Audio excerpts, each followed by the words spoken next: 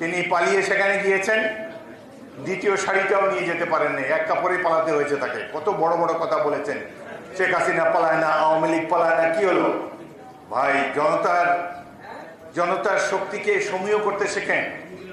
People's পাওয়ার কেবল তাহাদিন স্কোয়ারে নয়, বাংলাদেশেও শাহবাগ স্কোয়ারেও আমরা দেখেছি। অত বড় শক্তি ছিল, হেলিকপ্টার থেকে গুলি করে নিরীহ মানুষকে হত্যা করেছেন। তারপর তো তাদের কোনো অনুশোচনা দেখি না। তারা আবার রাষ্ট্র ক্ষমতায় যেতে চায়। কি করবেন? আরো মানুষ মারবেন, আরো টাকা পয়সা লুট করবেন? আপনাদেরকে বাংলাদেশে মানুষ কোনোদিন গ্রহণ করবে না। সাহস থেকে আসুন বাংলাদেশে, এসে বলেন, 2 হাত জোর করে ক্ষমতায় চান, সাষ্টাঙ্গ প্রমাণ করে বলেন যে ভুল করেছি, অন্যায় করেছি, মানুষ হত্যা করেছি, গণতন্ত্র হত্যা করেছি। কিন্তু এই ধরনের উল্টা পাল্টা কথা বলবেন না। ডিসেম্বরে নাকি তারা এই সরকারের পতন ঘটিয়ে দেবে। আমরা ডক্টর ইউনূসের সরকারকে সমর্থন করেছি, ভবিষ্যতেও করব, কিন্তু আজীবন ক্ষমতায় থাকার চেষ্টা করবেন না, 10-20 বছর থাকার চিন্তা করবেন না। ইতিমধ্যে জিনিসপত্রের দাম অনেক বেড়ে গিয়েছে এবং পুলিশ বাহিনী অন্যান্য বাহিনীর মধ্যে শৃঙ্খলা এখনো ফিরে আসেনি।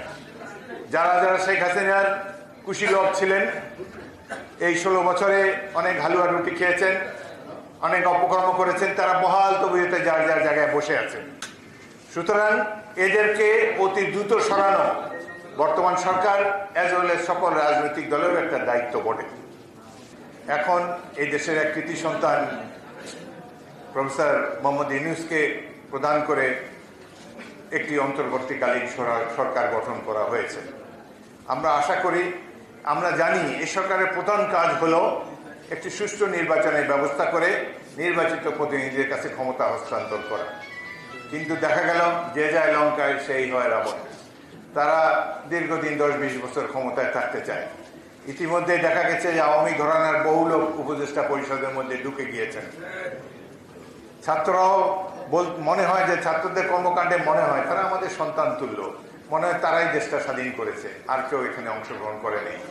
আমাদের এই যে হাজার হাজার লোক জীবন দিল বিএনপি এবং অন্যান্য রাজনৈতিক দলের, তাদের হিসাব নিকাশ কে করবে?